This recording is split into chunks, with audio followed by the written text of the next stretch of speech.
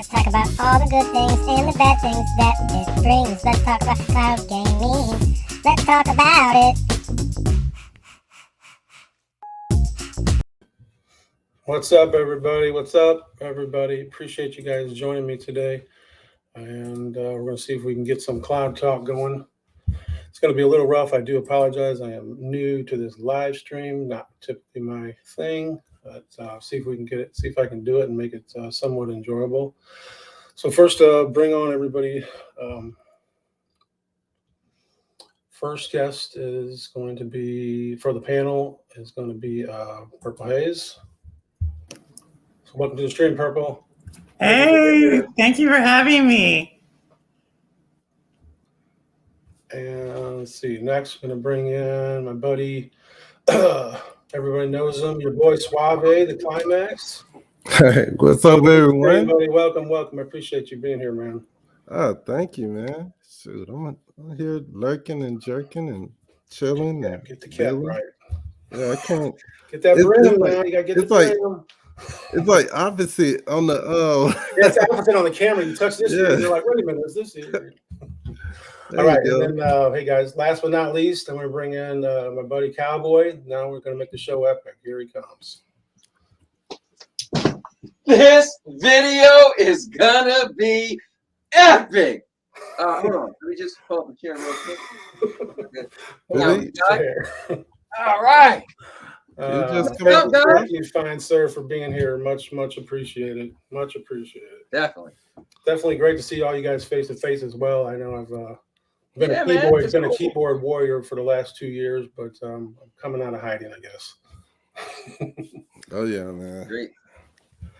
I'm just here to be here, support you, man, and talk about personal things. Oh, we're not talking about Oh, God. cloud talk. Cloud talk, man. I'm picking your brain deep about some cloud thoughts and see what you got. We'll see what your responses are. That's what I want.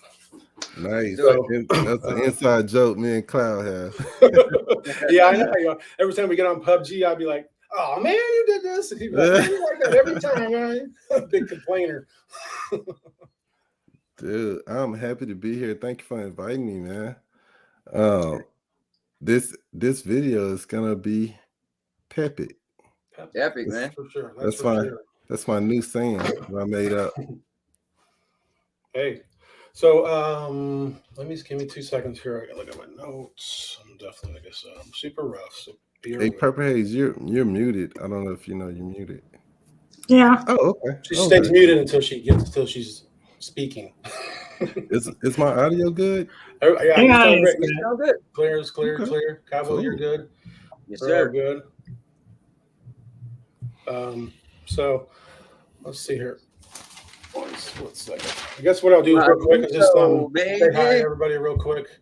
And some people know me as Monkey Boy, some people know me as Cloudy V, whatever, call me whatever. I know I posted on a lot of people's forums as Monkey Boy for years and years. Then I switched over to Cloud Validation when I started doing my own thing. So when I get controversial, I let the monkey out of the cage, I guess.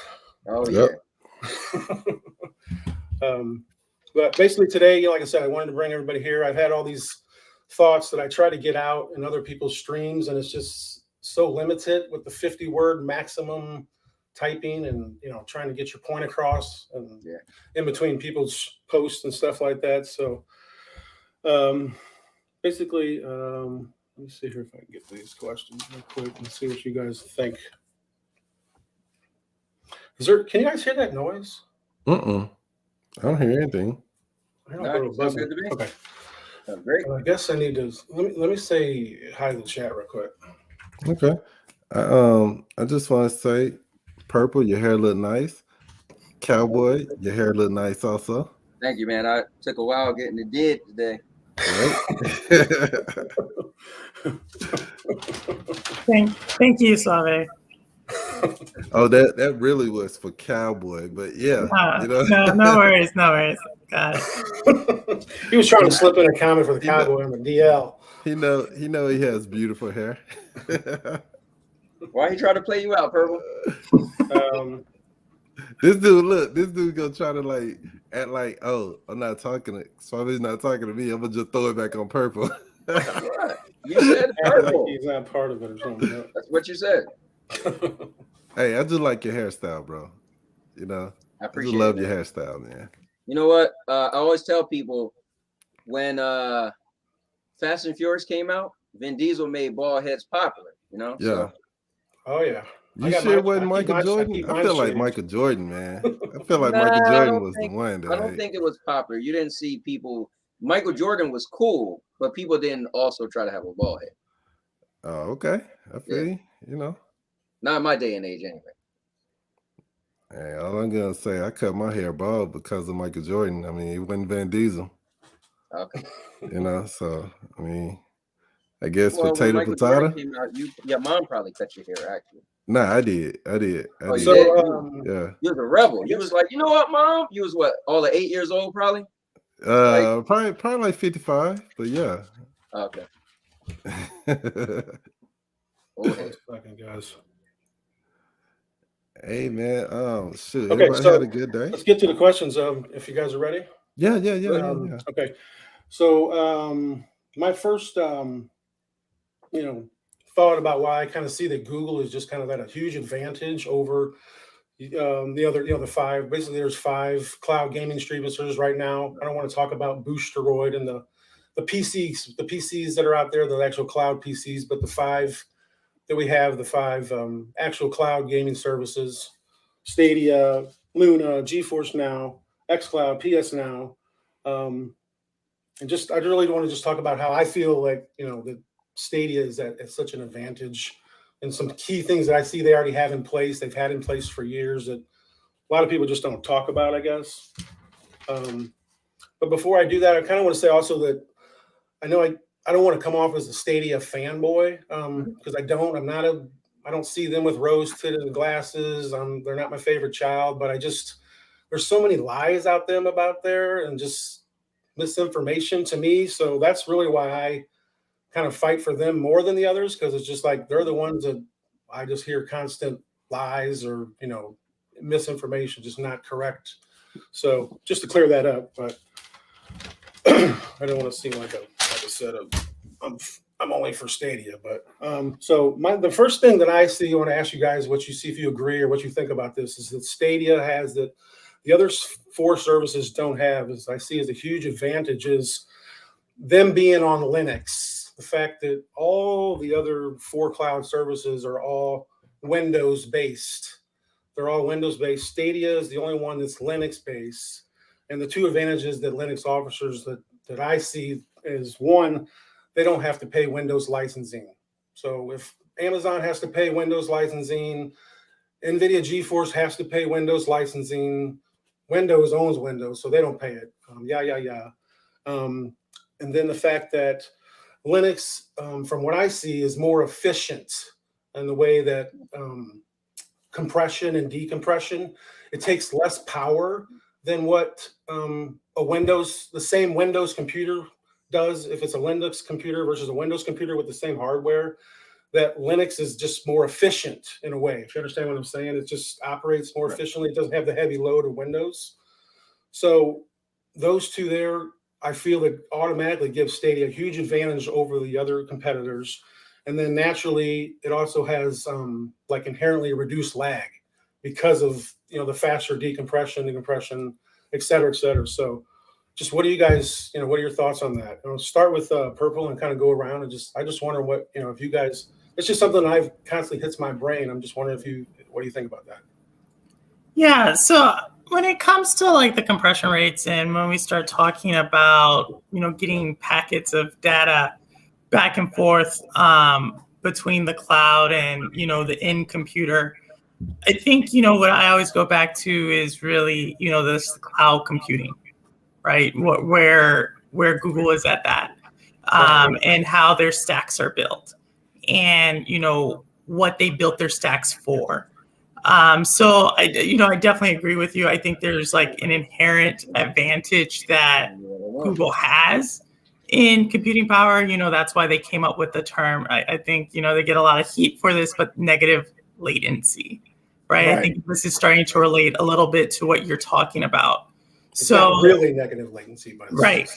And just so people are aware, like traditionally, you're going back and forth with the data from the server to the controller back. And like the way Google kind of gets around it, or what they say is negative latency, is they're sending a lot of data and basically doing all the different moves or directions your camera can go in the game.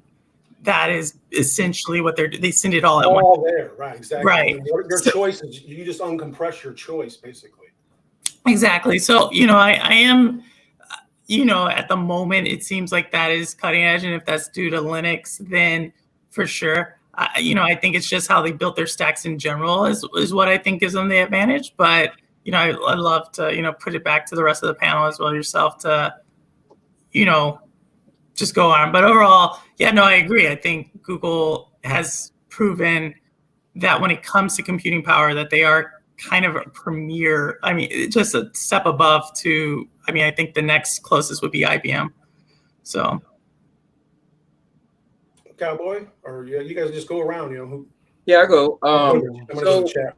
I remember before Stadia came out, it was the term negative latency was thrown around, and a lot of my friends, I was into it. I was like, man, this Stadia thing looks pretty cool. Cloud gaming, it came on the rise, just start coming out, and a lot of my friends were like, oh, but they got negative latency. So there, what at the time, a lot of people were saying negative latency was Google's gonna learn your patterns, and so they're gonna put those inputs before you do it.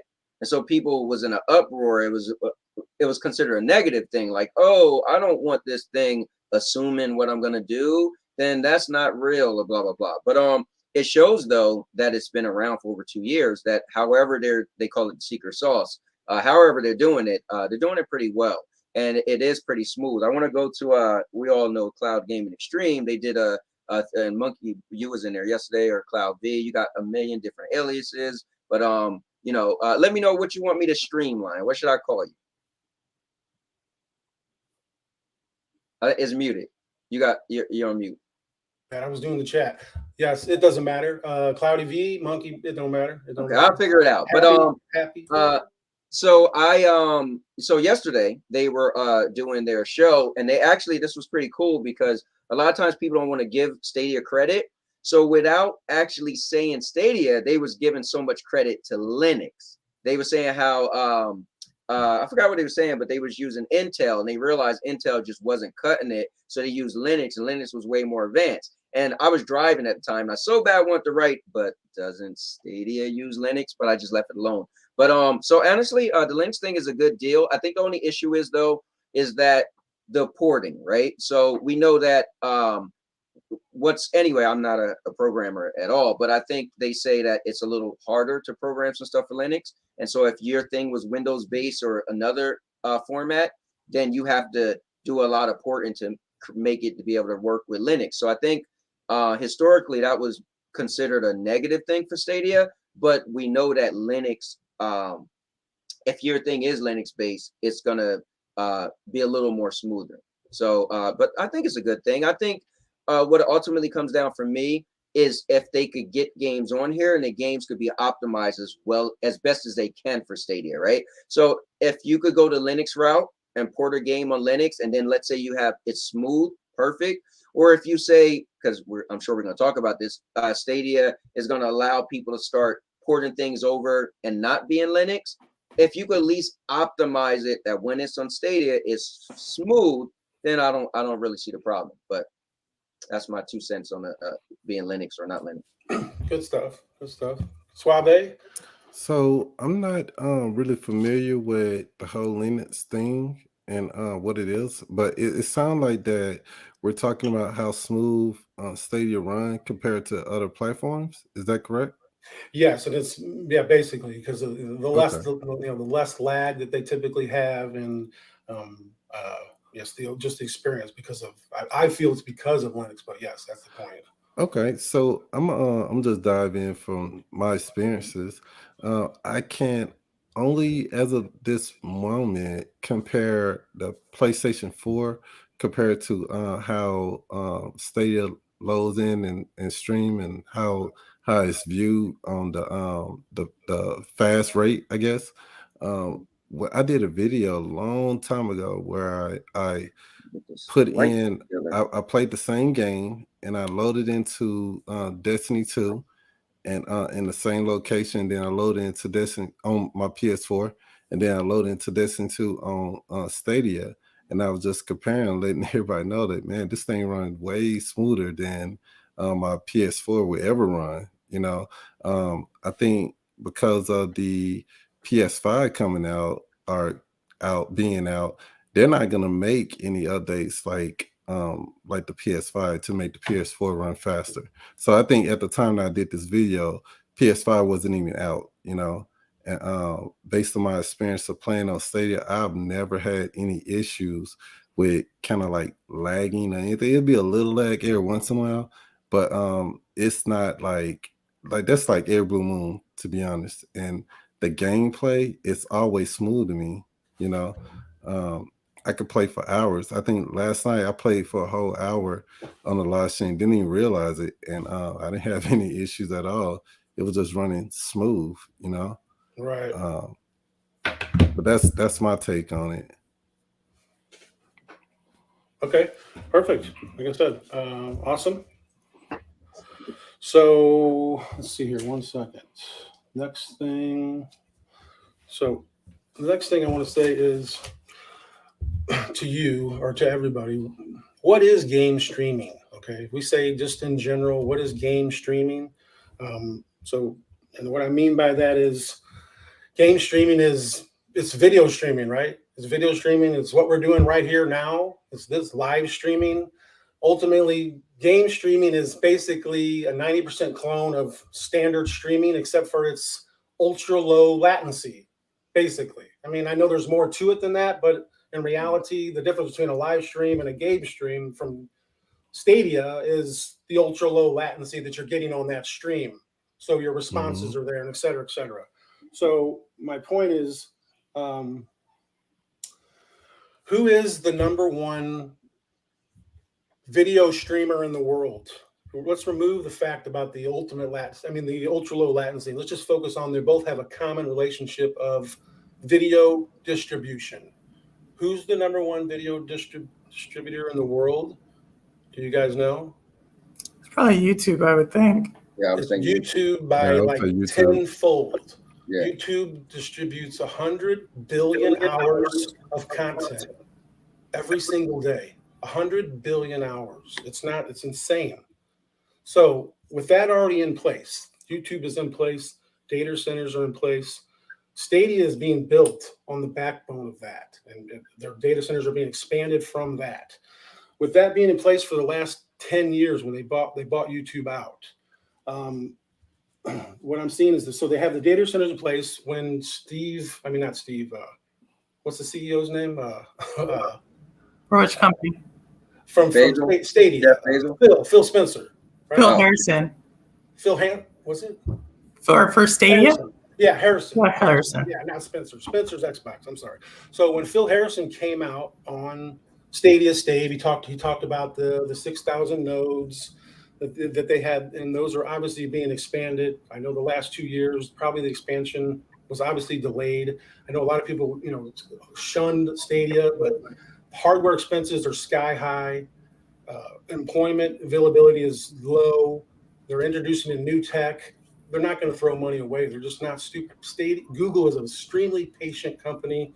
They crunch data, and they don't make stupid decisions on because GeForce now launched a 120 hertz service. That's irrelevant to them.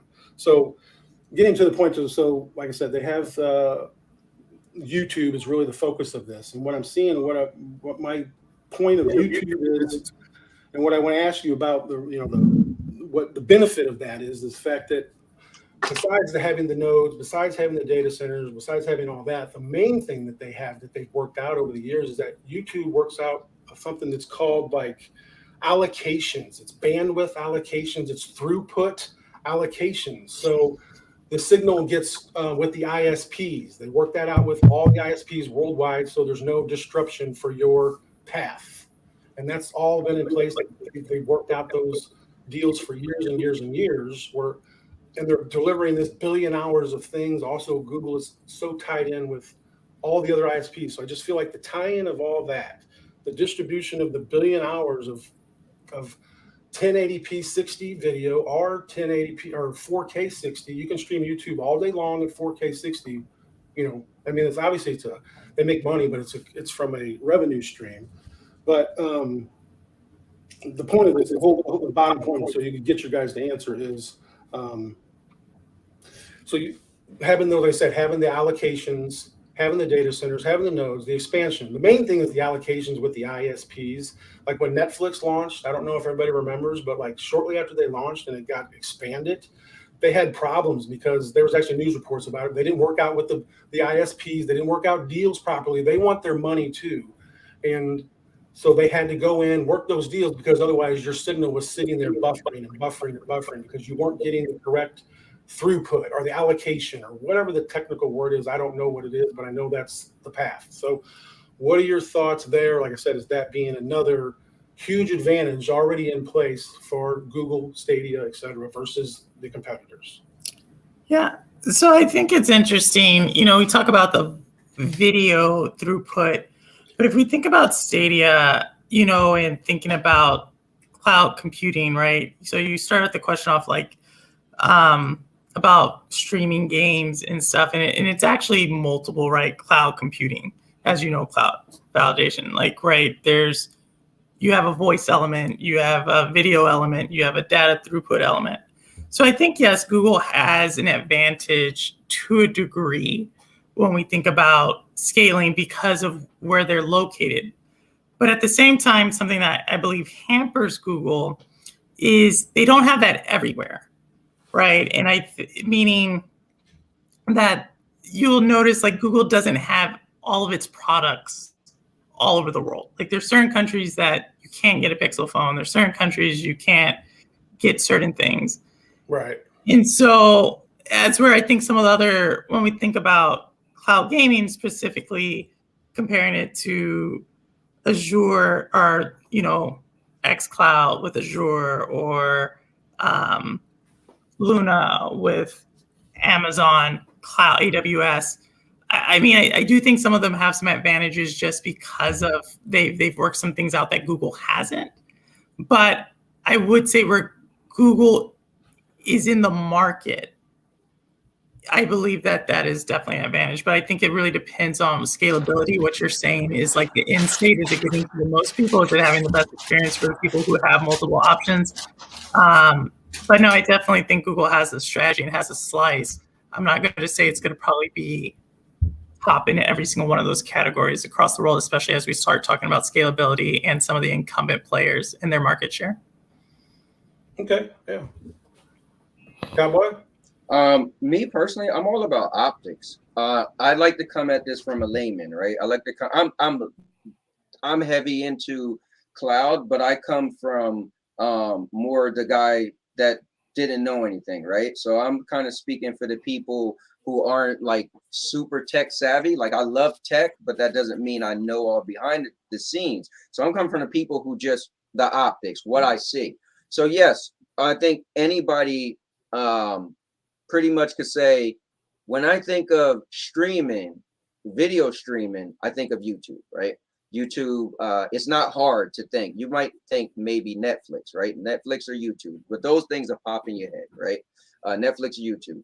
But the optics is, what are they gonna do with, like, how does Netflix or YouTube benefit Stadia, right? Now, behind the scenes, you may say, well, the quality, they've been streaming so long, but personally, the optics is, so does YouTube even benefit Stadia at all? Because right now, I feel like there's little hints of it, right? Like the Stadia features. So the other day I did a stream where I just played Stadia game with Stadia features, and it was cool to have a poll up and people could touch their phones and it changed stuff for me in the game. That's just mind blowing. But how many people even know that exists? So I just want to come at this from the angle of, you know, to be fair, I don't think Google owning YouTube really benefits Stadia that much if they're not going to utilize it by at least promoting that there is something interchangeable. Like one of the things they wanted to do was they wanted to have an integrated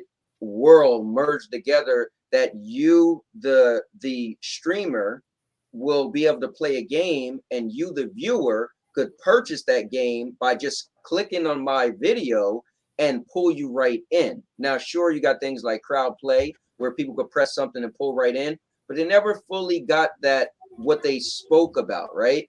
And take a full advantage of YouTube merging with Stadia.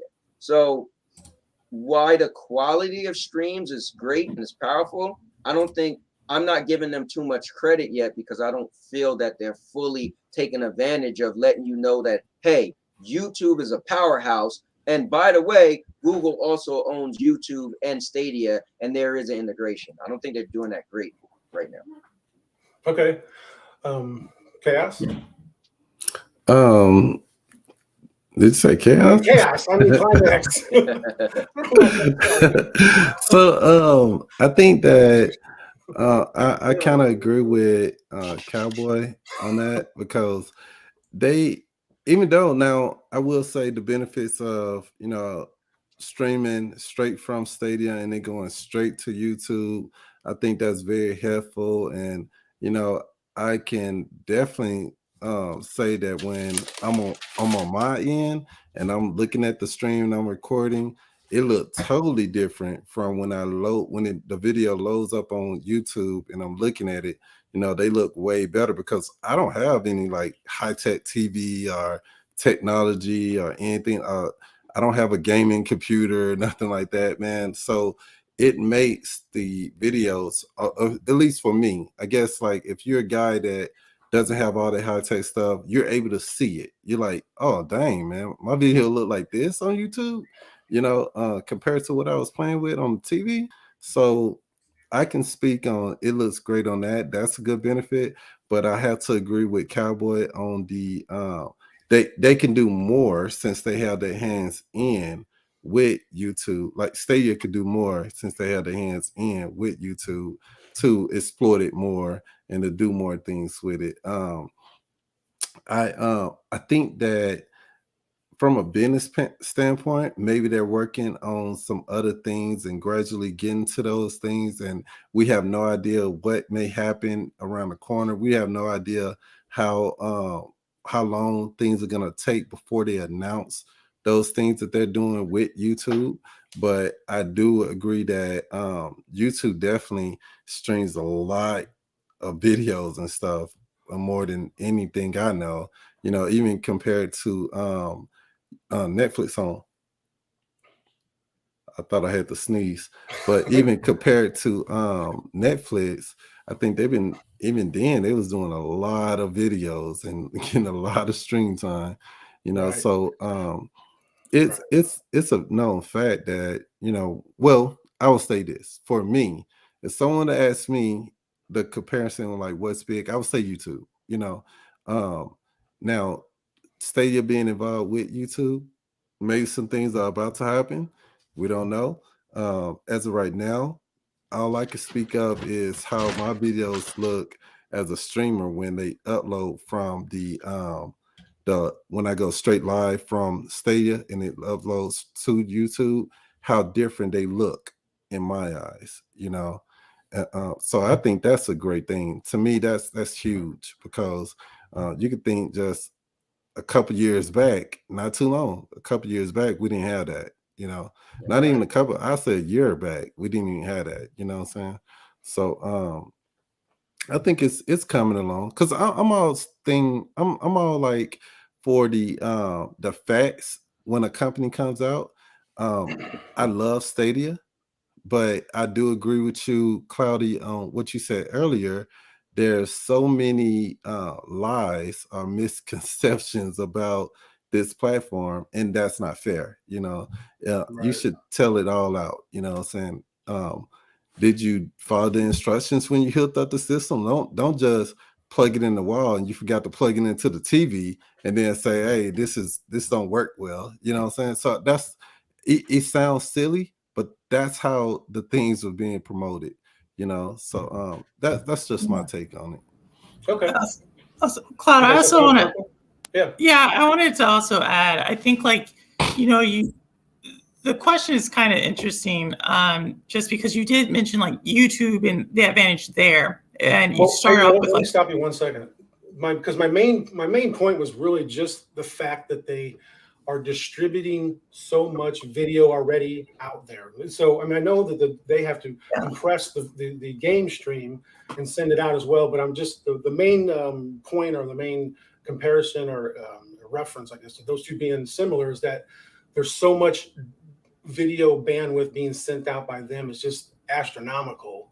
So I feel like that it's the Stadia stream is something that's it's not as hard for someone that hasn't sent out 1 billion hours a week or a day. Yeah, no, I definitely think the one thing I also want to just bring out, kind of tying it into Tuesday, the 15th, right? The developers conference, is that you're exactly right. They are pushing out a lot, as from a single property YouTube. If we look at AWS and we look at, that AWS powers Netflix, AWS powers Disney Plus, basically all the multimedia ones, it may get pretty close. I don't know what that number is. I don't know who powers Twitter. I don't know who powers Twitch and so forth. But I think it could. But if we think about talking about advantages about the cloud, I think it's really going to come down to a lot of what's going to happen in the developers conference, especially when we start talking about the tools that are being provided to developers who are using the cloud specifically for Stadia. Definitely. And so to me, I think that's where I lean, like regardless of like how well they advertise that this is integrated into YouTube. I also want to be kind of cognizant of the strategy that they're taking, which is to say, this is almost like if we compare ourselves to these bigger cloud providers, the largest ones, potentially that's not the selling point. The selling point's really going to have to be what's underneath the hood from a cloud perspective. Right. Okay. Awesome. Okay. So let's see. My next one. Something else another advantage that I'm seeing as advantage, asking you guys if you think it's an advantage, is, and Google got shunned for this day one. Every person out there said it was the most confusing, craziest idea ever, is Google Storefront. Everybody says it's confusing and it's crazy, and my point is not about confusing. My point is that I think the storefront is brilliant because of the fact that it is a two-source income stream. They're the only ones that has a two sources of income stream, meaning you buy the games and you play for free, or you pay for your pro service. It's two separate sources of income stream. Amazon Luna has one source of income stream. xCloud has one source of income stream. GFN, in my eyes, has barely a source of an income stream because they don't have a storefront. All they do is sell hardware. And a perfect example is that's why they have to charge $20 a month, because they don't have any other sources of income to offset that cost. And even though they're a quadrillion-dollar company, because I tried to make this argument before in another state or another chat, and they say, well, NVIDIA doesn't need that money. Well, Google doesn't need the money either. Google's 10 times bigger than NVIDIA, but every company that has a division, at some point, it has to make money. They're not going to just keep pouring into it from the other divisions, and nobody does that. So the point being is, like I said, is that I think that their storefront is actually an advantage long-term because of the fact that it's a two sources of income stream, and none of the other ones, they only have one source of income stream. So what do you think? Yeah, I think so. What's important as everyone knows, right, that cloud gaming is in its infancy, and to figure out which is the optimum, business model for this is maybe it's multiple income streams. Maybe it's one main subscription. Yeah, I don't know. But what I do know is I like the fact that they are trying to be creative. And I think there's a third one you missed, actually. You said two. I think there's a third one, which is really a very valuable one, which is potentially powering someone else's storefront. Oh, right? white label, exactly. I mean, that's the Exactly. third. I didn't get to that, but I mean, I was just saying their actual storefront, but I get you. Yeah, no, they're Right, exactly. right. That's But what they're doing with white label is two things. They're creating another stream, and to me, they're fragmenting the strength of Microsoft and Sony because when you go to a developer and say, "Hey, here it is," then that takes the power that Microsoft has over them for the last 10 years to say, "No, no, no, we're not buying unless it's our way." In so many words. no, yeah, no, I think that's a very solid point. In that, so no, I'll pass it over to Cowboy and Suave here. Uh, you know, to push into or to pipe in as well. So I'll say this. I'm big on saying this, and Suave's probably gonna follow up my point too because of the type of purchaser he is. And I have heard so many people say Stadia need to do away with storefront. Stadia need to stop selling games. And Stadia need to go to a subscription. And I said the day they do that, then I'm out. Because I remember Doom Eternal came out, and I got it day and date, and I loved that game. It was my 2020 game of the year for me, right?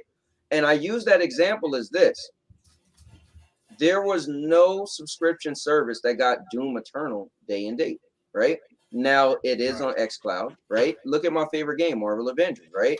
That game, and I love Stadia. Now, will Stadia get every game? No.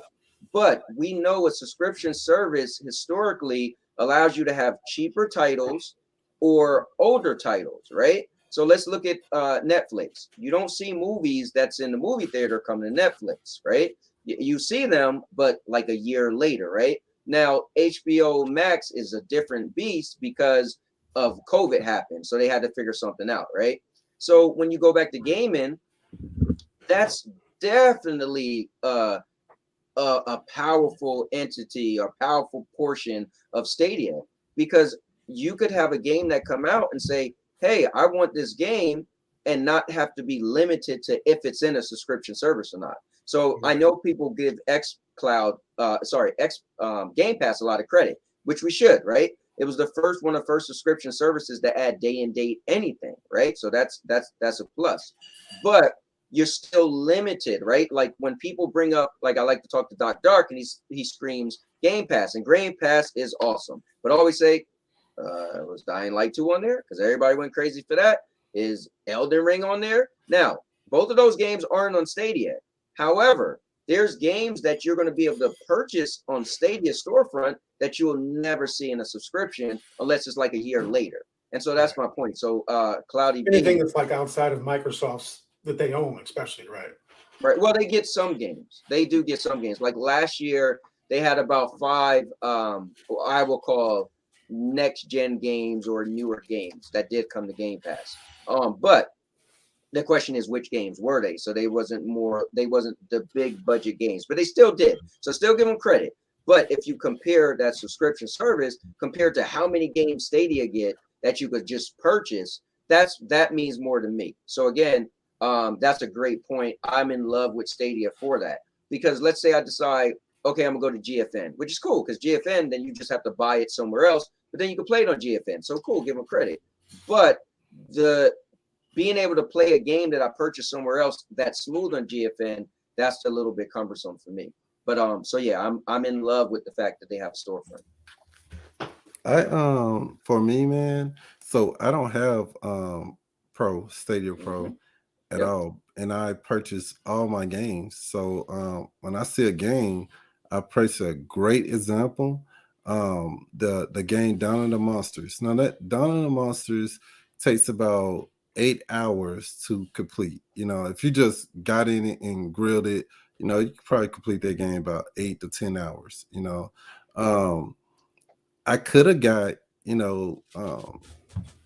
Pro for this month and just grinded that game out and played, but I like the game and I could have got it at a discount. I could have even got it and got it at a discount. Man, look, day one when that game came out, I saw the views and everything. I saw what that game was about.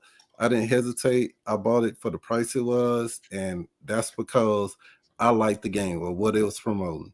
Now, what's so great about Stadia that I'm sure other platforms have this, but if I played that game and I played it for under 2 hours. If I didn't like it, I could have returned it and say, Right. you know, nah, this is not the game for me, and returned it back. Got my money back. You know, that wouldn't even be any hassle or nothing. I at the same time, even though I'm that type of buyer and gamer, I don't think they should get rid of the Stadia Pro because it is a lot of games on Oh, there. they're never If get rid of that. you know, Right. it's very good. So, for example, a great example. Now, I've had Stadia Pro before, and I claimed a game called Samurai Showdown. Now, I like playing that game, but it's not a game that I would just play on the regular. So, if I ever decide to get Pro, that game is waiting right there for me. Yeah. And I just get on there and like, hey, let me play a few games. I like this, you know what I'm saying? I'm gonna play this while it's here, yada yada. You know, Right. is that Oh, a yeah. game that I ever purchased? No, but it's still in my library. You know what I'm saying? And I can even claim those games that's at that moment. You know, that's available.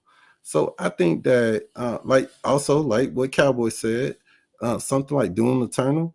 You know what I'm saying? It's like that's kind of impelling to have you have Stadia Pro, and then you could play that anytime. And then the Pro membership is not even that expensive.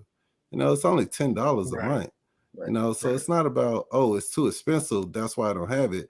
Just for me, I like to just buy my games, you know, right there. You know, I can always go back to it. You know, and I'm not I don't have a huge library. I mean, well, I'll take that back. It's becoming huge, but compared to people that have had Stadia Pro for a long period of time, their library is like tremendously long. I mean, for Yeah, I have example, every program. I've been yeah, pro you know what since I'm day saying? one.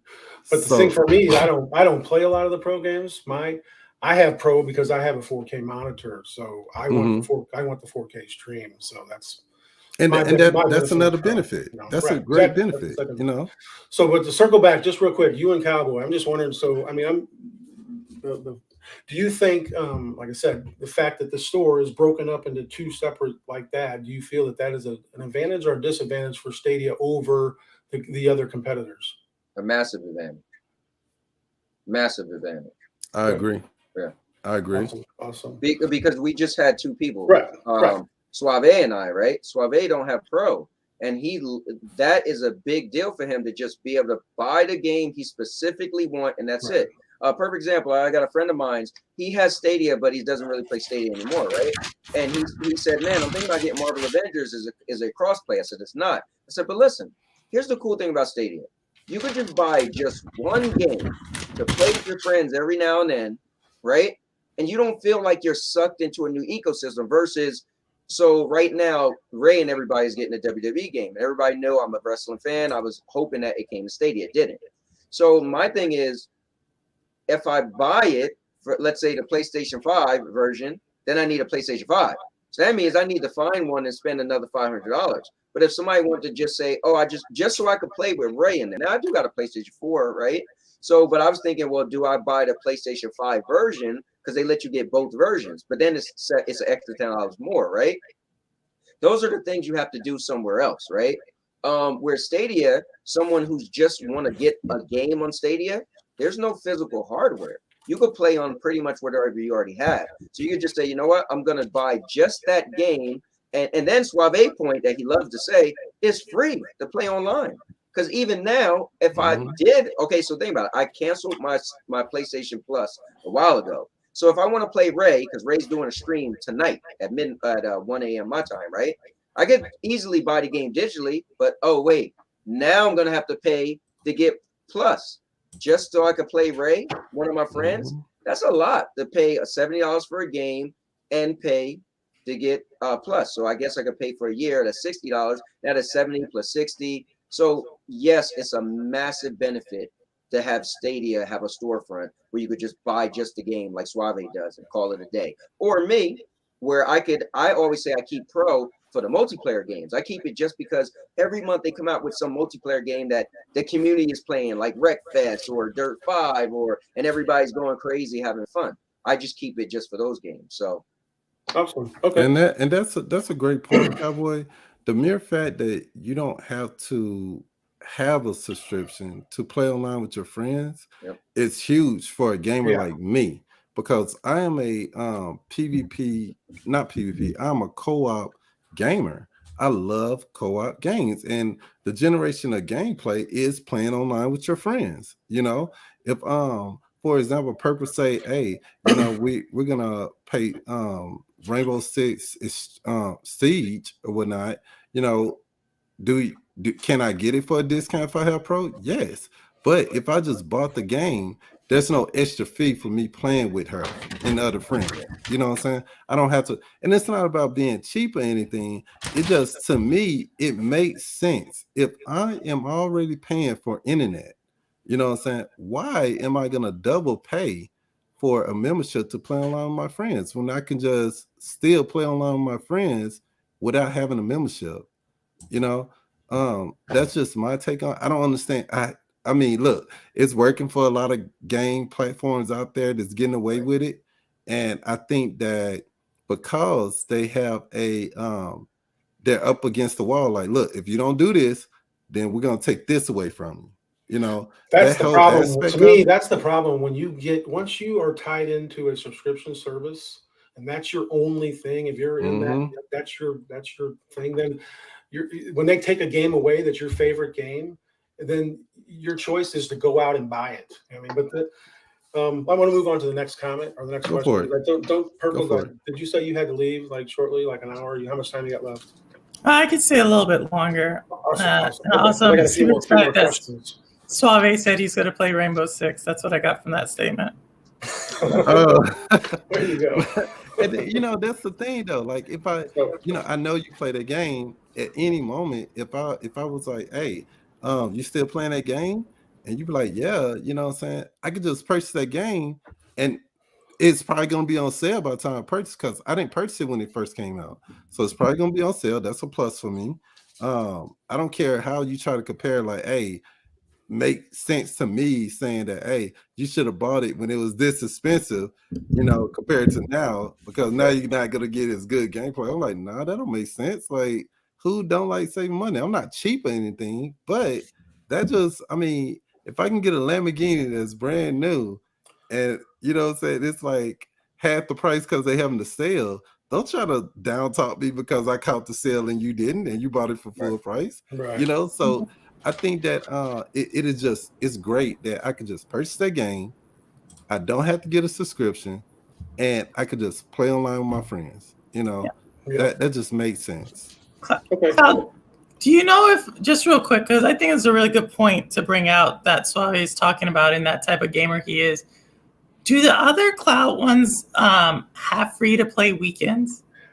So I don't think so. Not through cloud. No. No. Google's So I the think only that's one. like pretty And I have cool. another point on that later, exactly about, but I'm going to touch on it in a second about kind of that. So yeah, so I think that's even more cool, right? Like, so Exactly. it doesn't even have to pay And- for and- like the game. And Purple, mind you, it's more than a weekend because it starts on Thursday to Monday. I mean, that's Exactly. yeah, you know. Okay, so if you guys are ready, I'm going to move on to the next Yeah, question, go for I it, guess, man. for you. So this is going to sound like I'm the biggest fanboy in the audience, but Microsoft, to me, is scared of Google. And the moves that they made in the last few months are because of Google. The big studio purchases are because of Google, in my opinions. And it's not a fanboy statement. It's because the history. If you go, I'm older, I go back, Windows 95, 98, 97, 99, 2000, XP, on and on and on. Every version of Windows is just what I'm getting at. They charged for every one of those. Then Google came along with Chrome and Chromebooks, and then all of a sudden Microsoft decides to give away. They no longer are charging for Windows. It's because Google has a habit of giving things away for free because they make their money on the backside, on their advertisement and other sources. So they give away Android for free. That's why Android spread to be the #1 phone, and they're so much farther ahead of Apple. It's not even close. That's why. So, I mean, my point that I'm making is that Google forces change in the industry by doing the things that they do.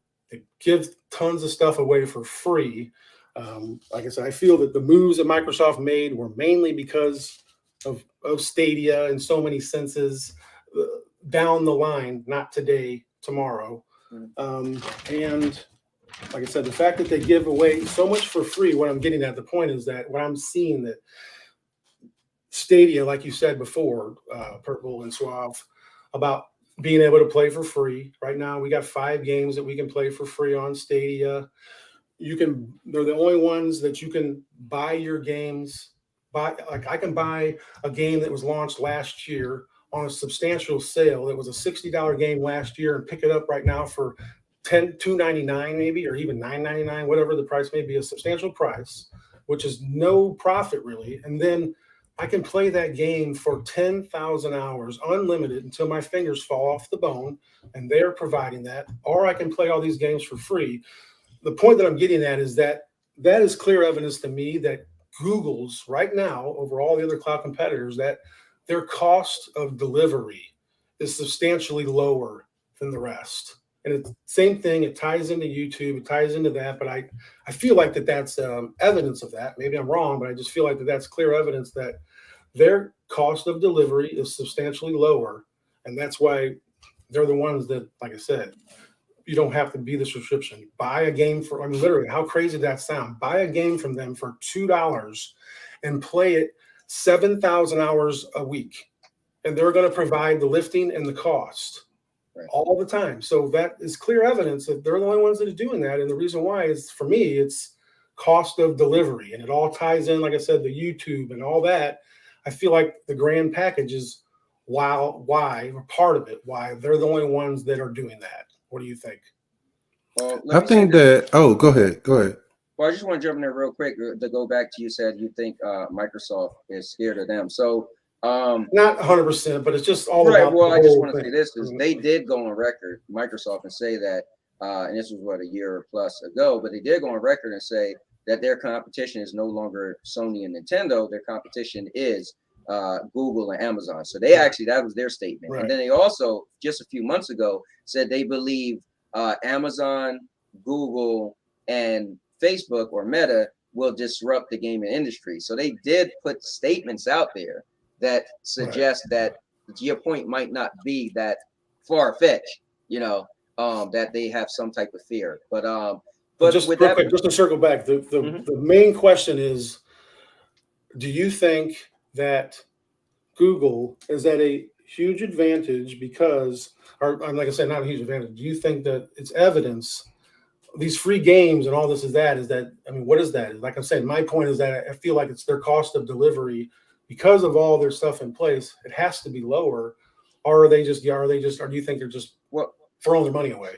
So it's two things. So it's how much money do you make, right? So you're only saving money if you're making more money than you're spending, right? So if I'm selling something and I make a lot of money off of it, right? So the thing is, I think Google already had data centers, right? So we already said YouTube and stuff. So they've had these data centers already. They just was upgrading these cloud blades, right? But we got to remember, Google is massive for collecting data. So for them, it benefits them to have all these people playing games and they're collecting data. Because remember, right now, cloud gaming might be 1% of the video game market, but we know it's going to get bigger and bigger as time goes on, whether it's 20 years from now or whatever, right? So it does benefit them to collect this data. So they are definitely seeing a profit by having people playing games on Stadia, if that's a way to answer the question. Okay. Perfect. So when you say free to play, do you mean like free to play weekends, or like what do you mean by free to play? Well, right now there's 5 games on Stadia that are 100% free all the time, 24 hours a day. Okay. You just log in and you can play them all the time. It's not a weekend. Like PUBG, Bomberman, Okay, or Destiny, Animal Royale, 9 to 5, Animal Royale, the Pac-Man, that Bomberman game. Yeah, Bomberman.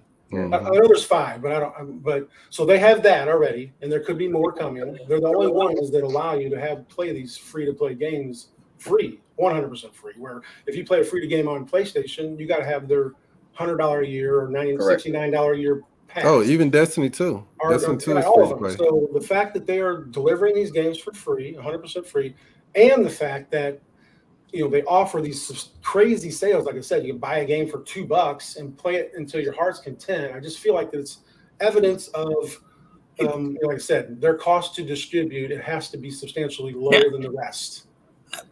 Well, I think there's another piece of that equation, right? Like, where's the game being hosted? Like, if it's in the cloud, it's on someone's cloud. Correct. And so right. So like, there's a possibility. I'm sure it's probably one of them. I'm almost positive it's probably Destiny. Is this model that Destiny makes money for in-game purchases, right? Like it's kind of known for that. So that's where Destiny makes money. Google makes money on that because for all the data that is being transferred, Bungie has to pay Google for that data, right? So Google's getting it on the backside. Google. So why would? But you're saying so you think the game developers pay Google for the bandwidth for that's how that's the pricing model for cloud. It's just like a pricing model for any other but that's like if you hire Amazon, AWS or whatever to host your service, you're going to pay them. But it's different because Google is saying we are a game distribution center. I didn't see it that way, so I don't see because the game developers don't pay Xbox.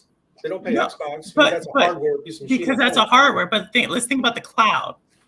Google's the one that's, in my opinion. I mean, not my opinion. My thought pattern was that Google is the one that's paying for that. That's their service. They're the ones that are saying, "Hey, we are now the hardware. We're the hardware. You're the software." But I'm saying, like, let's say if the game is in the cloud, like, let's step back for a second. Right? If the game is in the cloud, someone's paying to have that data in the cloud and being transferred out. Okay? I'm saying that Google's. You're saying Google's that person. That's their cost. And I feel like it's so low that's why they're the only ones that allow you to do it for free. And what I'm saying is, I think that potentially it's not Google.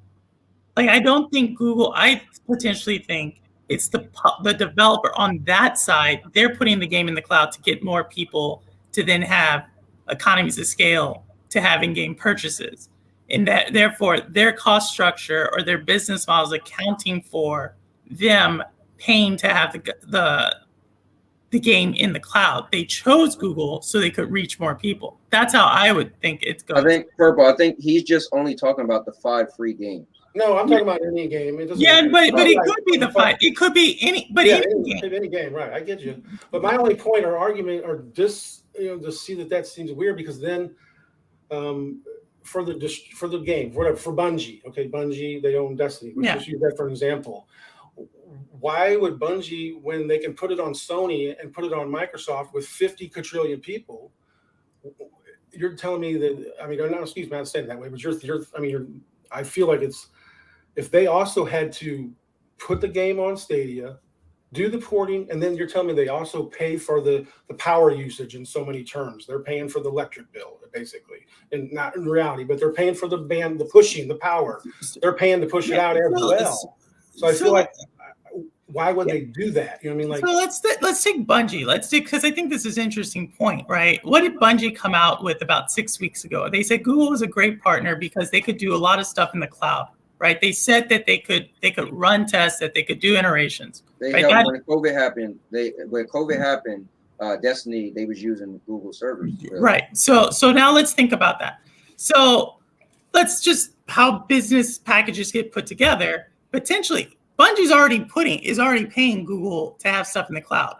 Potentially, Google could easily say you're spending $10 million with us. We're going to give you a break on another piece of the pie, right? Or we're going to loan out some services to you. Like, I just think that or the process of thinking that the only part of the cloud or in this model with Stadia is between the consumer buying something and buying the game and trying to compare that to the hardware side of it. I think that's maybe not the right way of thinking about it. I think it's a totally different business model because the way I understood it was that Google goes to Bungie and says, "We want your game on our system," and Bungie says, "Okay, we're going to port the game and we're going to put it on your system." And once it's on Google's system, then the sales are split in a certain percentage, but the cost of the uplifting is what Google provides. And Bungie provided the game. They created the game and they gave it to Google. Google provides the lifting and they split the game sales. That's the way I understood it. I didn't think that Google also charges them to distribute it.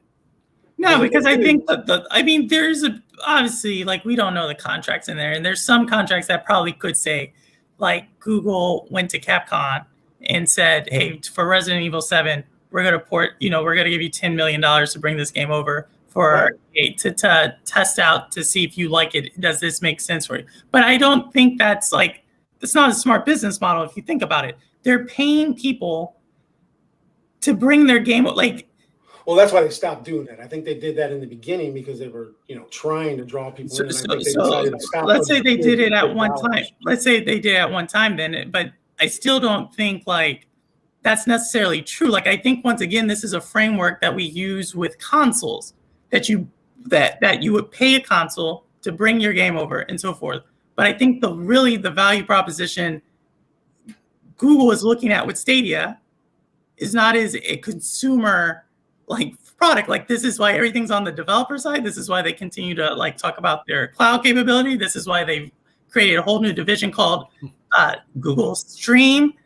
And so I would just now, see, for Google Stream, I could agree with you. For Google Stream, I feel like that's where the partner, where they're going to pay for the uplifting because it's white label.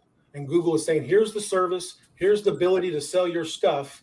But if you want to use it, it's 29 cents a minute or whatever to distribute your data.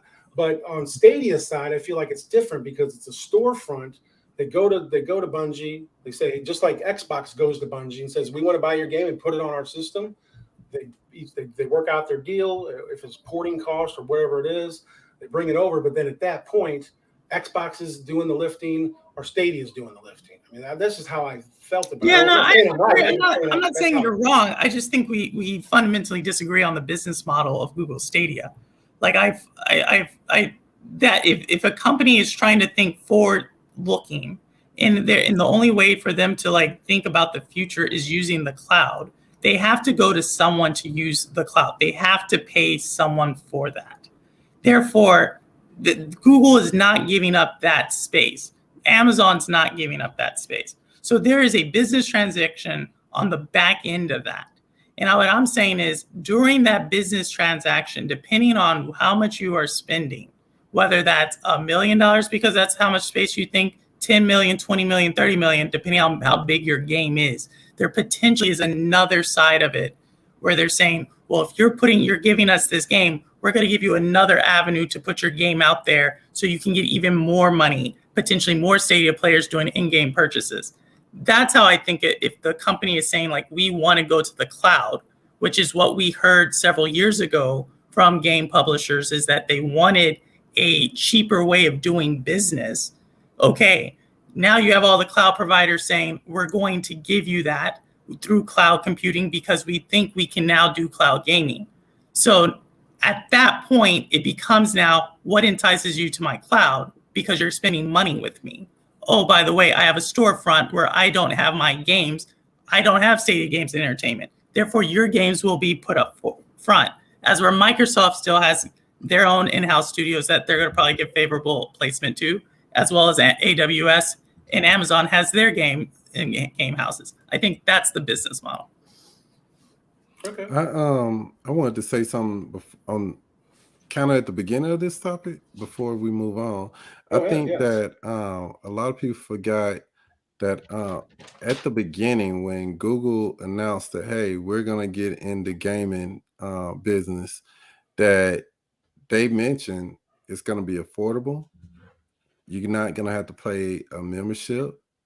They list all these things that they could just give away things. So I totally agree with you, Cloudy V, where you said that Google is just known for giving away things because they made it where you don't have to stretch your pockets. And it even if you're not gonna even if it's not about that, we want to give you the best technology out there so you can experience this hands-on and see how good your gaming experience can be, you know.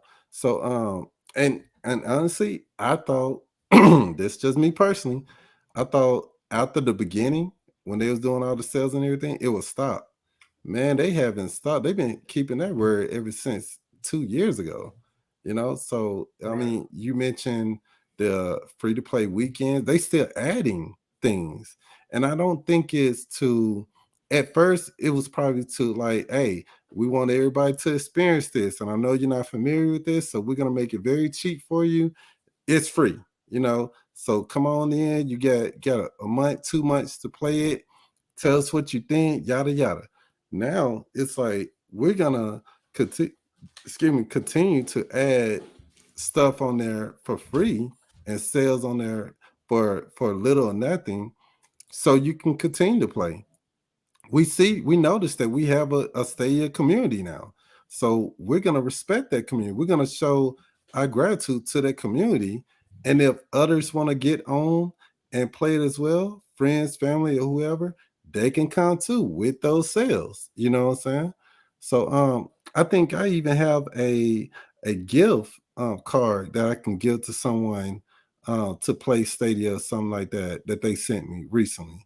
So it's like you can give a friend a month free pro, Yeah, yeah, on you your know, app or something whatever it like comes up that. sometimes. Yep. Yeah. So Yeah. that's like a great thing. And then if they pay the first pro membership, I think I get a free month of pro. You know what I'm saying? So it's I definitely think that they are keeping that promise of, you know, making it affordable, making it fun, and they haven't stopped putting games on here. You know, it may not be all the games you want, but they haven't stopped putting games on the platform at all. Oh no, Um, no, no. It's and a just matter of like fact, I they said. doing I it more think that frequently. the They last they two doing it years every month. You know. you know, to me, the last 2 years, you just can't. It put a whole horseshoe in there. I mean, it just put a I mean, or a thorn in their whatever their side. It just stopped what they were going to try to do because of the last 2 years, everything being installed, all the developers struggling to get games out. Google's at the very bottom of anybody's choice. So I mean, obviously that's the cause of the stall in those games. In my opinion, Cowboy, did you say anything? I don't remember. No, I mean, it's a good talk. I was only thinking that um, when Capcom was hacked, we found out that Google paid $10 million for Resident Evil 7 and Resident Evil 8. So to me, just what you guys debate was to me just that showed that they spent kind of, I think what you're saying, Cloudy B, they spent money for two specific titles and that was it. And I kind of think when makers or somebody said in the chat that when it's on their storefront, then they could split. But if they purchased two games for 10 million and now it's on them, they paid for those games, now they can sell it and make money off of it depending on whoever purchased it. So I think that's just a deal. But again, I think what Purple was saying, there's many different deals. So who knows how the different deals are structured. I could totally see what Purple is saying, where they could make money off of how much of the game is being serviced through Google's Yeah, Google's that's a great side. insight because I So didn't think of that way at all. I thought that yeah, Google just carried all that expense themselves. I really did not think that the developer shared part of the distribution expense. So that makes a huge difference. I think it's like all, like, just to make clear, I think, like, to Cowboys' point, it's multiple of them. But I think when we Right. look at the free to play ones, I would be really interested to see where those are hosted. Like, we obviously know Bungie does a certain thing. Now there, I think I agree 100%. Like the free to play games, because I don't see how Google's going to say, you know what, we're not going to host your free to play game. You're making all the DLC and we're doing all the work. So I mean, there I say 100% yes. They probably say there's got to be some kind of something on the sharing. back end. But Right, yeah, I exactly. definitely think like there are other games though that they potentially said let's entice you, because like I said, it's a different business model, because unlike a hardware sale where it's like the point of sale, sometimes the relationship's over. Right. This one, like, depending on how many hours the people play, Yeah, see, I never thought of that. I didn't think that the like I said, that's a great point. I just never put that into consideration that like I said, the distributor of the game is responsible for so many hours for the hours of play in so many ways. I mean, not exactly, but like you Yeah, said, and so then, many ways. one That's thing great. too you got to think about, Cloudy, don't just dismiss the game itself being a benefactor for Stadia, because that is a thing, right? So if you got free to play games and you're like, well, we're not getting nothing out of it. No, you are. You're getting to have Oh, that yeah. game on your service so Exactly. that your player base could say, oh, they have 5 free to play games, because free to play games is that's a big deal. So Yeah, it's a you know, win-win, and plus the free-to-play games, like you said, it draws people in. Hey, I Correct. can play PUBG, and then after they play PUBG for a month, and they go, "Oh, wait a minute, I really had a great experience. Yep. Now I'm going to buy, whatever on sale or whatever." Right. Blah blah blah blah blah. So I got one final point to get to.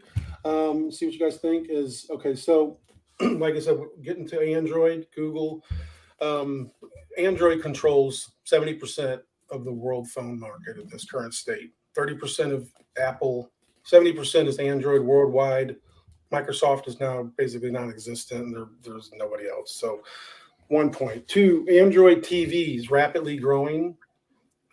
They distribute, Android TV software is now on Roku TVs.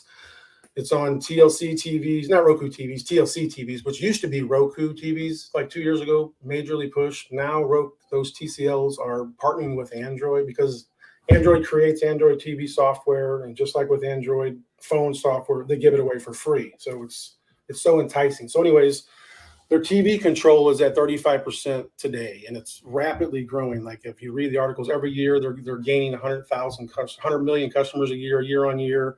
It's predicted to probably be the number 2 or number 1 TV distribution service shortly.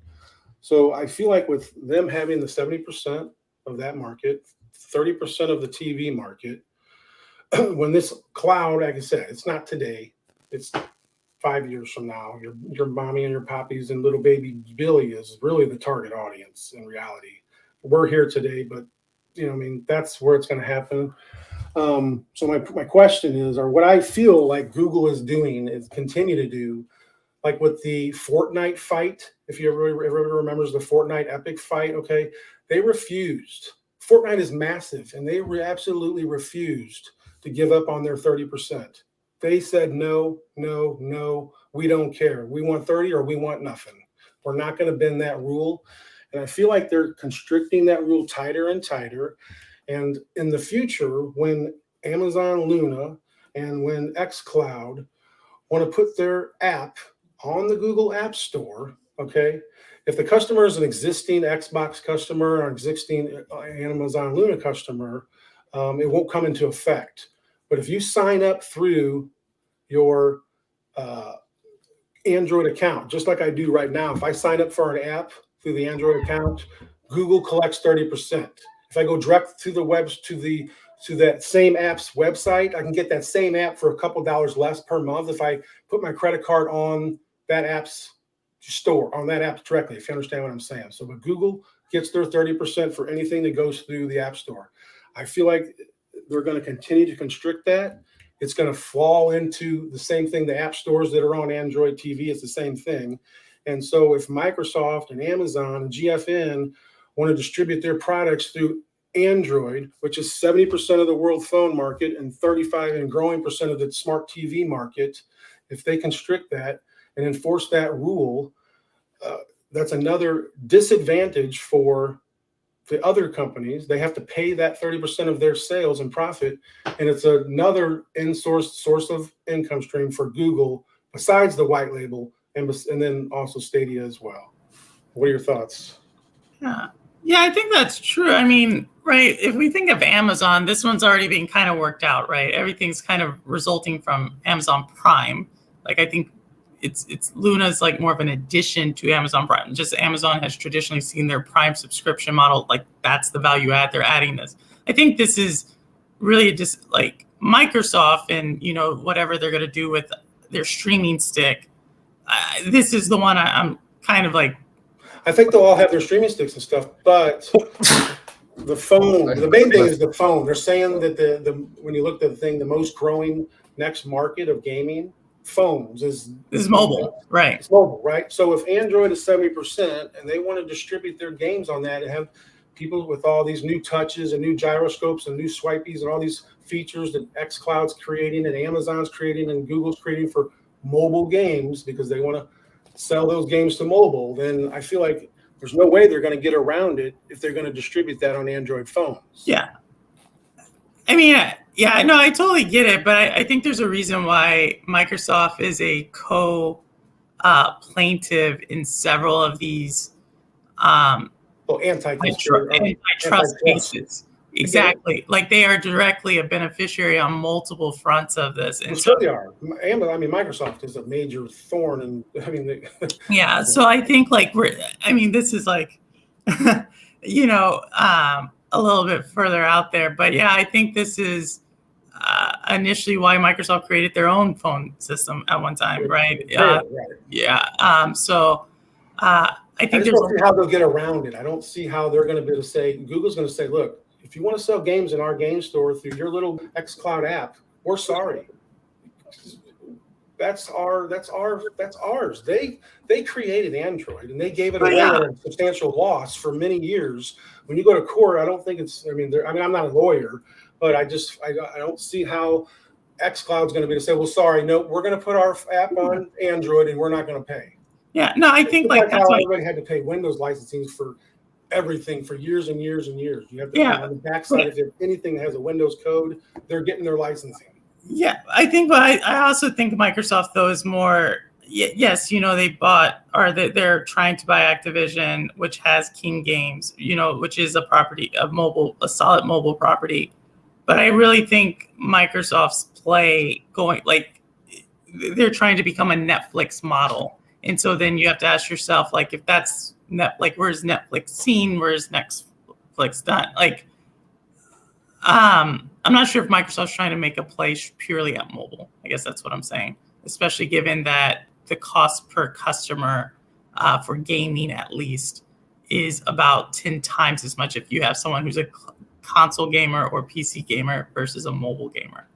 But I don't know. Cowboy's been gaming for way more. I'll jump in there. So the thing is, I know Cloudy V said future. So he did start off by saying future in the future. I just don't know if I feel like competition is great, but you don't always have to press your competition that hard, right? So for instance, I was a big phone guy, right? I only got out of phones because I finally found the ultimate phone for me, which is a folding phone. But before that, dude, I was going back and forth to Android versus Apple. I was the guy, right? And then I found out, wait, Samsung makes the displays for Apple, right? And it's like, we're sitting here arguing because we're the foot soldiers that think we know so much. And they're back there like, look at these ants. They don't even realize we're shaking hands and doing deals. So I think if you think of it now, right, you could get GFN and play it on an Android or play it on, See, the reason why but Android, GFN doesn't sell games through that app. They sell them through the Steam store and they sell them through the Epic store. So they have a loophole. But my thing is in the future, when you, I feel like, I'm not saying it's going to happen, but I just think hold on. Lock that out. Hold on. I could now, my Game Pass, or when I was playing my Game Pass games, it was on an Android phone already, right? So you're just saying in the future, you think Google might, and I don't know what I'm sure the Android store, they have their own thing. The Android app has their own percentage, but guess what? I can play Xbox stuff now on an Android device. So that stuff is already happening. My point is in the future, what I'm predicting, because right now, if you're a current Xbox customer and you're signed up through Xbox and your credit card is on Xbox's servers and that's where you signed up at, you're good to go. You can put the app on Android and you're good to go. But as cloud gaming expands and more people are finding it on their Android phones and more people are finding it on their Android TVs, and they install that app and then they sign up through their Google account, which is very convenient because a lot of people like to just have it paid through that one credit card source instead of jumping on Xbox's page and then jumping on Luna's page and then jumping on Taco Bell's page or whatever. For example, a lot of people just like to have the one credit card tied to Google And then Google's, then every time you sign up for a service on your phone, I honestly they're saying though, it's Cloudy paid B, through that. I just think that the short end of the stick is it's probably gonna be like it is now. That just won't be a case. Typically, when you sign up for, let's just talk Game Pass, because that's kind of where you're going with Microsoft and Google. When you sign up for Game Pass, you sign up on Microsoft website, Today right? you do. But Right. what You about sign up tomorrow? there, you pay for it there, but now when you want to play it on iOS, you want to play it on Android, you go to the Play Store on Android and you download the app. And then it brings over all your stuff you're paying for. I don't think it has to But be. what about 10 years if I'm little Billy Bobby Boy and I've never had an Xbox and I've never heard of that, and I'm a 10-year-old and I got my dad's phone out and I see the xCloud app and I install it, which there could be millions of people that find it that way instead of finding it the traditional way. If the customers find it through Android, I'm pretty sure when you find it on your phone first, it's going to tell you you need a Game Pass subscription. And it's going to tell you this is where you go to get that subscription. And then you're going to go get that subscription. And that's it. I don't think it has to How be. sure are you though, Cowboy? Because you say you're pretty sure. I mean, I'm not sure either. I'm not sure either. But I'm just expecting that Google is going to tighten. They're going to tighten their reins, just like how Apple is extremely restrictive and on all their stuff. And that's why it took forever to get apps on the Apple phone, is because they want their money. Those companies but here's the want thing, their though. money. Other people products bring value, right? So how does why tighten your bring grip? value to Android? Just hold on. Say that again. I mean, how would an xCloud app benefit Android as a company in any way unless they're making a profit off of their sales? Yeah, because now listen, this little phone I got that transforms has so much more value because imagine if I didn't like Stadia and I only like xCloud. Google doesn't make money by you buying that Android phone. They give Android away for free. But hear me out though. It's value for the Play Store to also have xCloud, the xCloud app. If the xCloud app wasn't on there, like imagine if I was the only cloud gamer and Suave said, "Hey, you could buy Suave was trying to sell me on xCloud." And he said, "Dude, you can get xCloud, you can play it on your phone." I was like, "Oh, cool." And I'm looking in the market to buy a phone, right? Like, oh, they got these, you should see Android. They got these real big phones. It'll be perfect. Cool. Is the Game Pass app on there? No, the Game Pass app isn't. Like, oh wait, I can't play that on my Android. Like, yeah, Google and Microsoft just don't work together and they don't have their app. Then I could potentially say, well, then I'm not even going to join that ecosystem. I'll just stay with my Apple. So the thing is just like Stadia, we're saying when Stadia get games, right? It still benefits it. Listen, we know Google is big in grabbing data, right? It benefits these companies to have other companies' stuff on there. You don't need to monopolize everything and have everybody got to pay me. That's like Fortnite, right? If Fortnite was they didn't allow Fortnite on there. Look how big Fortnite is. Like, here's an example. Fortnite is massive, and you're saying so that Fortnite is a perfect counter argument because they said screw Fortnite. We don't care if it's the biggest game in the world. We don't care. It's not coming on Android unless you give us 30%. Have a nice day. And it went to court even. So that's a perfect example where Android stood strong and said, no, no, no. You're not going to distribute Fortnite through Android software unless we get our 30%. In the discussion. Yeah. But Cloudy, that's still like debated, right? Because what did Epic do after, or what did Fortnite do after that? They went around it, right? They purposely went around it. Google warned them. Fortnite still went through it. Then Google tried to shut them down, and now that's in court. And that is like potentially Apple. Like, I just think this is an open debate right now. I agree with actually Cowboy on this one, just to say that it's either going to be like it is today, or we're going to live in the world tomorrow, and then Google's going to try to do something. It's going to go back and forth on it. So let me let y'all know on a secret though. Let me let y'all in on a secret. And this is gonna end it right now.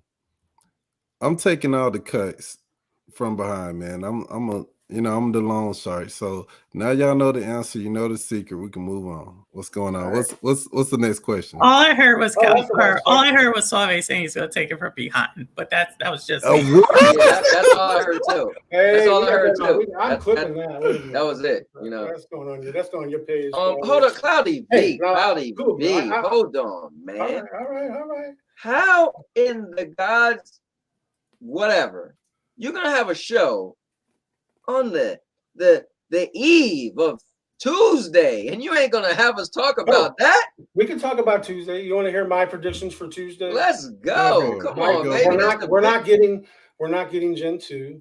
Okay. We are getting, it's already out. The games that we're seeing right now, the new games, is from the Windows porting tool in my mind.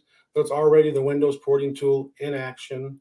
I feel like the two things that the Stadians are going to take away from that, in my opinion, are the porting tool, which is fabulous because it's going to allow us to get most of the games, the smaller AA games that we see on GFN. They get every single week, 5 games, 6 games, because those developers, GFN is not paying them. GFN does the porting themselves with their porting tool. They bring those smaller AA games, or not AAA games. They bring 5 or 6 over every single week. I feel like the porting tool is going to allow that to happen. Maybe not instantly, but to increase that flow. And the other thing I see that's going to come out of the show is Embark Studios is going to be there with their announcement, and it's going to be probably white label, but hopefully both. The beta is due to come out for Arc Raiders in the next 60 days, I believe. That's the huge game from the Arc. You know who? If you guys don't know who Embark Studios is, the people from EA are from. Is it EA? Right? Or not EA? It's Yeah, well, they the people that made Battlefield. What's the they name? work in Battlefield. That's Yeah. it. Yeah. That's So I feel like that's the two big stories of that event. Other than lots of technical talk and stuff like that, but I feel like that's the two things that actually we're going to put a smile on a Stadia fan.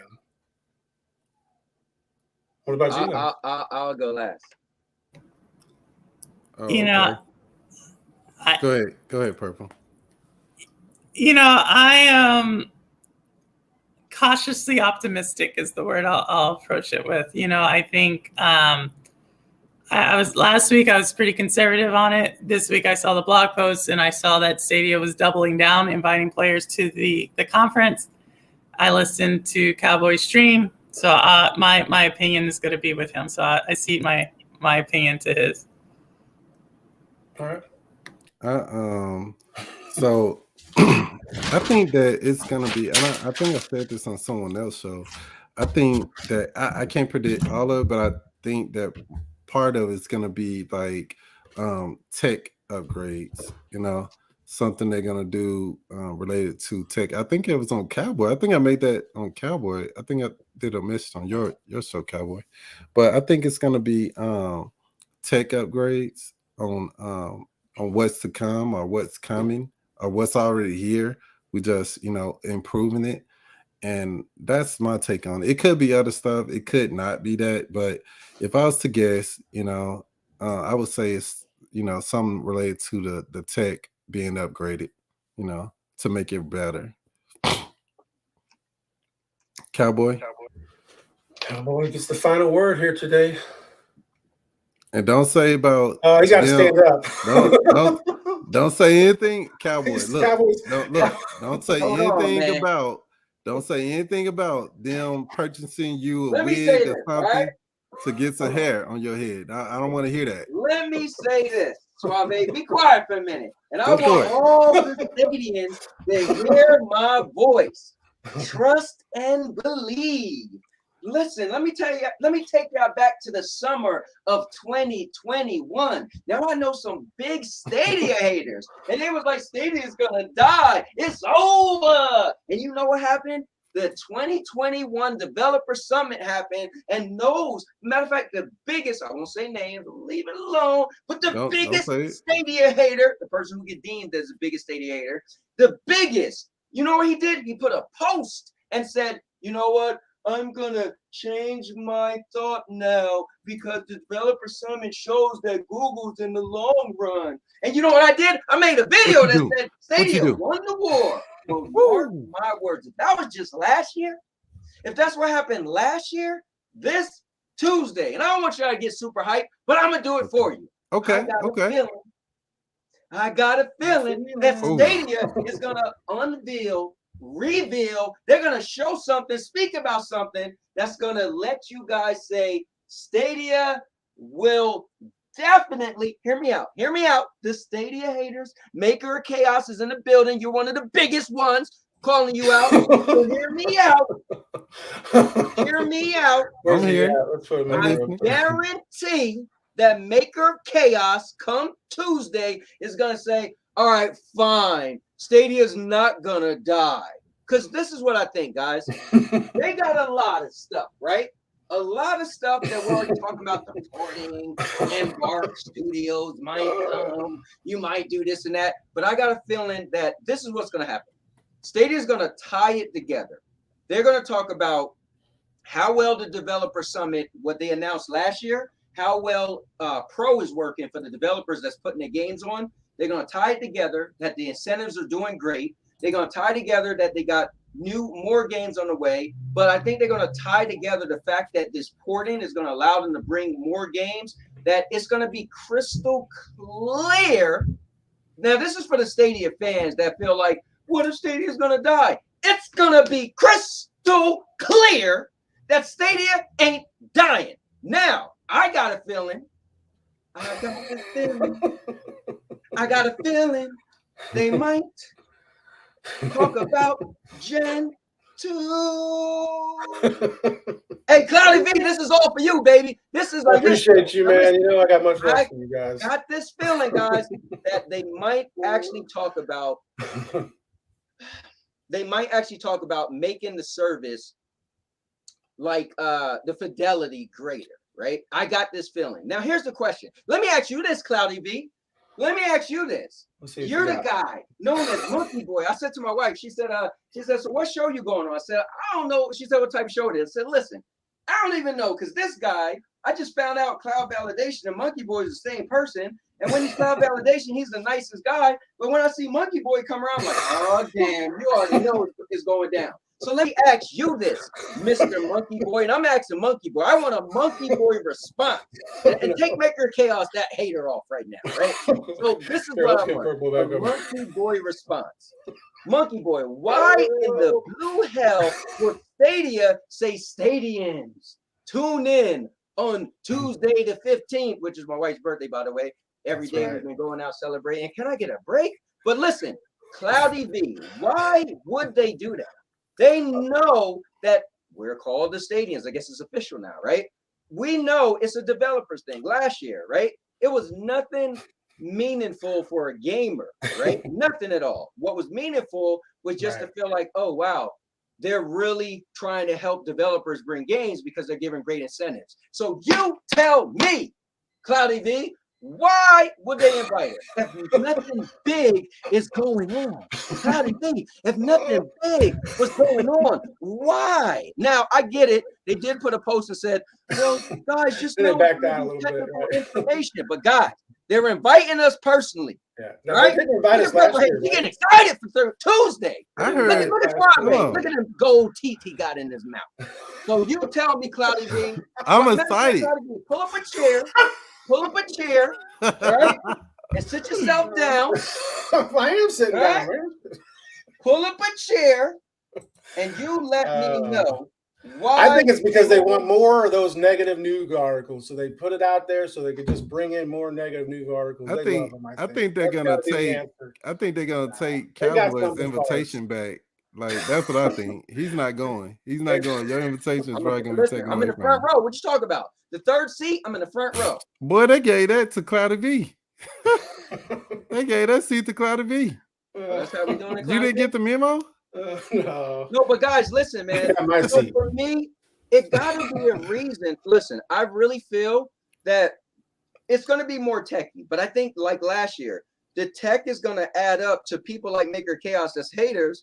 if the tech's gonna add up, you're gonna be like, yo, you know what? Stadia is in this thing. Because one of the biggest things is if you're a company and you're new, right? We just want to know, do you have a fighting chance, right? To be fair, right? Do you have a fighting chance? We're gamers, so we just want games. Or are you going to bring the games? Now, we know the Insider article came out, what, a month ago, said Stadia's going to not bring AAA games, blah, blah, blah.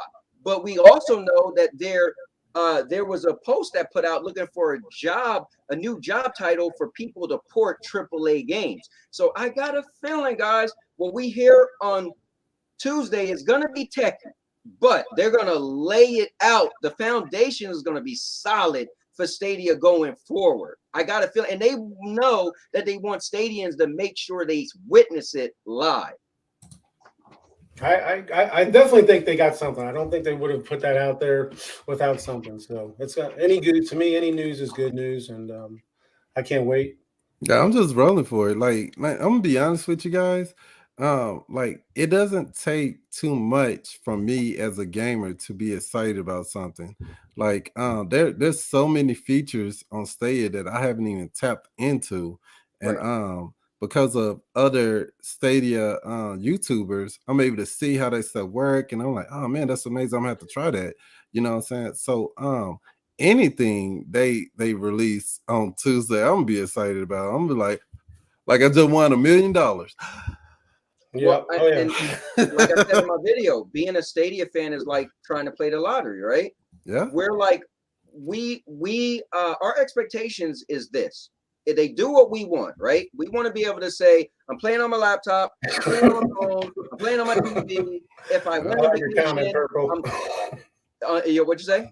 Sorry, I was laughing at Purple's comment. No. So the thing is, I think Stadia does what we want already, but then there's the gamers that's like, dude, we want this game, we want that game. And we gotta know that it's a new company, so they're probably not gonna get every game, the Elden Rings, the Dying Lights, the blah, blah, blah, right? But I think that they're gonna cement this, that we do have a fighting chance, that we're not going nowhere. And everybody should know is Google. Now that goes two ways. The Google graveyard, or they have the money, and cloud gaming is so small that why would you have a service like Stadia, right? That does get us praise as far as tech, and then say, I'm just going to give up. And you know cloud gaming is going to be massive.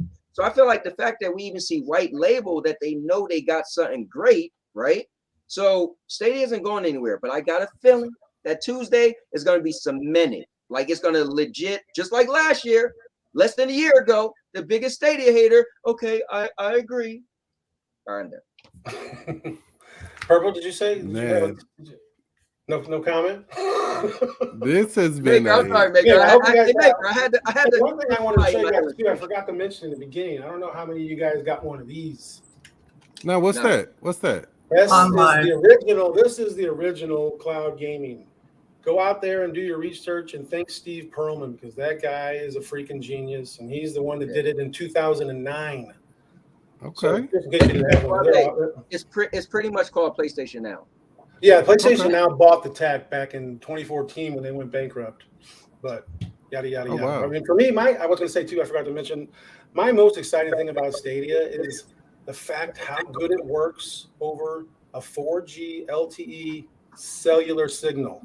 Yes. Nobody else works that good, and that's just an honest fact. I have 300 hours playing PUBG sitting at work. Yeah, he does.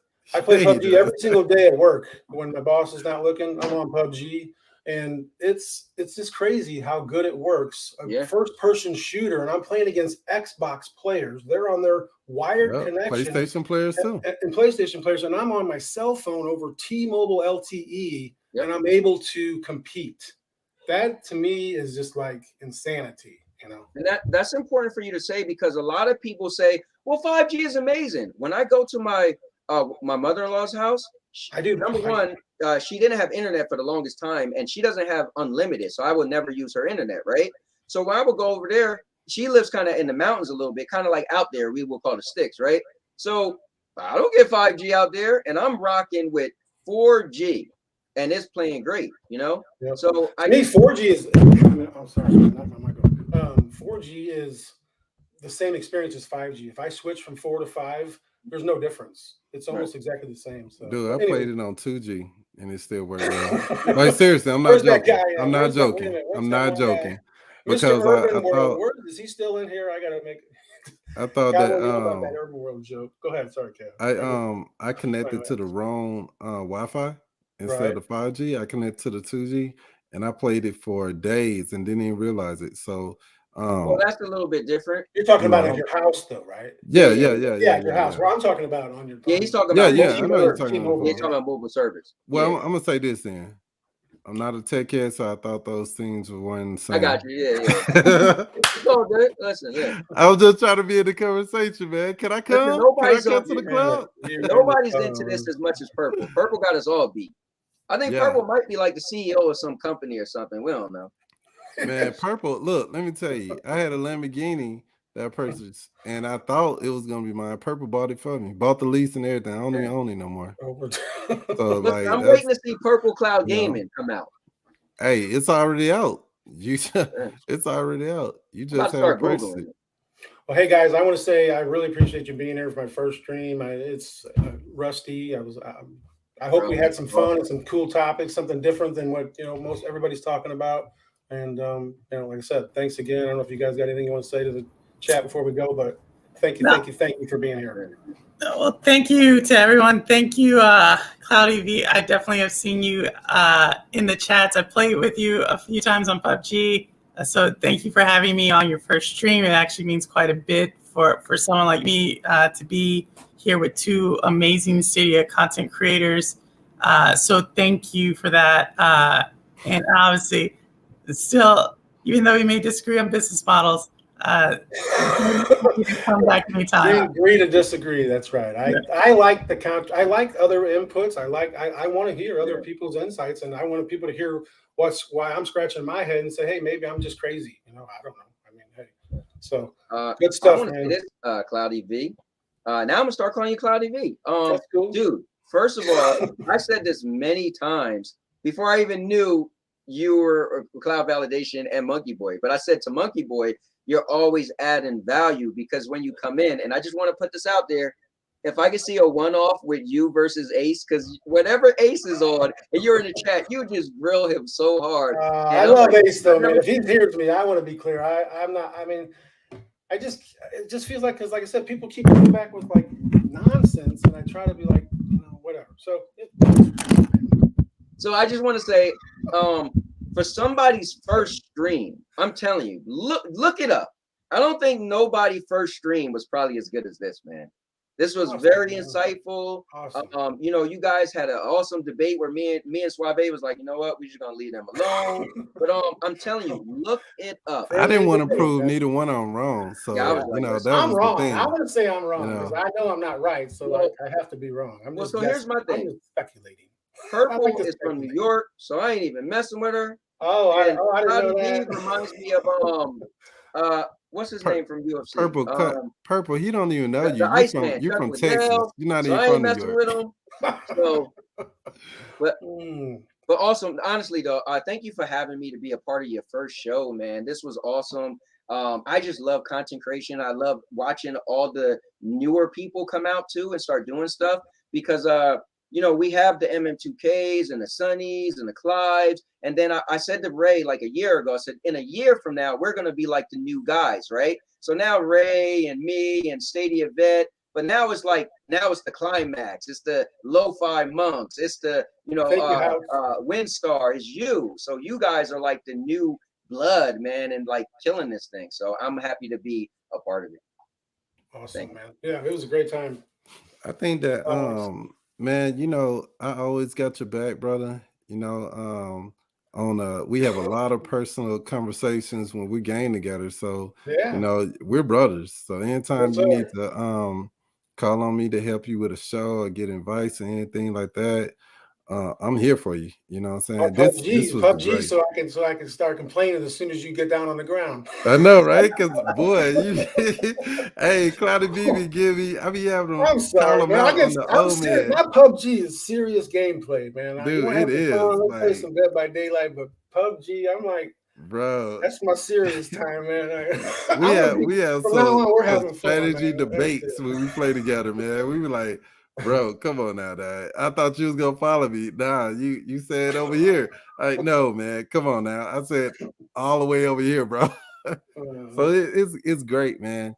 It's Yeah, we great. gotta all get together and play it again or play something. I love playing multiplayer games. I don't play hardly any single player games. I like Same here. I like the even if I'm not social talking to them, just interaction. the fact that there's a real person there and it's not an AI. Yep. Just such a difference. But I just AI wanted- bores me at this point. I do feel that Google AI's technology could change that, and maybe in 10 years they can create a super AI computer that plays right next to you, and he's just as good as a real player. I mean, who knows? Yeah. That's another Yeah, I speculation. mean, I'm an AI Or right another- now, and I'm or playing another this to stream. you. So it's but I wanted to say that, man, this was a great show, man. I think that this is gonna be some good content you're gonna put out, man. Yeah, man. Keep it going. Don't just let up on it. Just Yeah, I try to be brainstorm. silly. I don't know if you you've know. seen my silly stuff. I put some silly stuff out there. Too. I always see your silly stuff. What do you mean? Yeah. Like, The I'm little commenting voice and every all that. time. Yeah, I man. know you do. I know you do. I mean, I'm talking to everybody in general. You know. But I think it was well, man. You know what I'm saying? Awesome. Yeah. I mean, hopefully, shout maybe, out- I'm thinking maybe once a month. I mean, to me, once a week or anything beyond that is there's just not Yeah. enough content and not enough originality. So maybe if Right. we can get together once a month and put our heads together and have some fun. Yeah, that's cool. That's That's good. cool. Shout out to Purple actually having a purple light in the background. I Like, know, right? Like, that is amazing. Like, I've seen it too many times. I never said anything about it. I'm calling it out. I'm calling it out now. I got this pink. I don't know. You see, I got pink background. I don't know if you can see it, but I got the lights on. Yeah, man. I mean, I'm in my old daughter's bedroom, and I haven't had the heart to paint the walls yet. no, you good, bro. You good. That's all good. You know.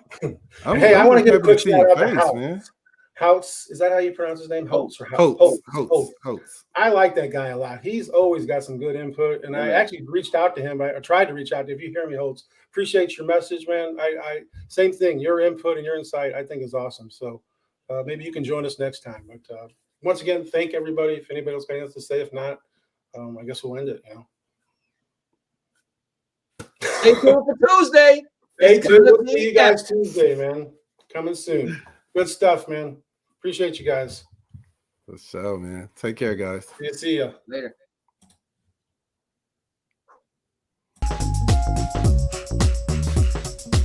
Let's talk about cloud gaming. Let's talk about you and me.